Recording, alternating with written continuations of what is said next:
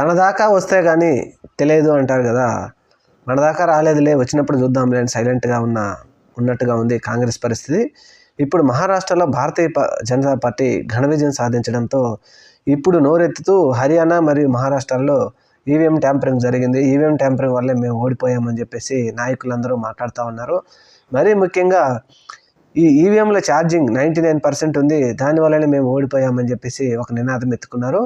2024 సార్వత్రిక ఎన్నికల్లో ఆంధ్రప్రదేశ్ మరియు ఒడిశా రాష్ట్రాలలో 2 రాష్ట్ర ముఖ్యమంత్రులు అనూహ్య పరాజయం పాలైన తర్వాత దేశంలోని మేధావులందరూ ఈవీఎం ట్యాంపరింగ్ జరిగింది అని చెప్పేసి ఎంత % ఓట్లు ఎక్కువగా లెక్కించారు అనేది కూడా లెక్కలతో సహా బయట పెడితే, కాంగ్రెస్ ప్రభుత్వం మాత్రం మాకేం సంబంధం లేదు అన్నట్టుగా సైలెంట్గా ఉంది ఆంధ్రప్రదేశ్ ఎన్నికల నిర్వహణ మీద. ఇప్పుడు మాత్రం వారి దాకా వచ్చేటప్పటికి ఈవీఎం ట్యాంపరింగ్ జరిగింది, మేము ఓడిపోయామనే నినాదం ఎత్తుకుంది కాంగ్రెస్.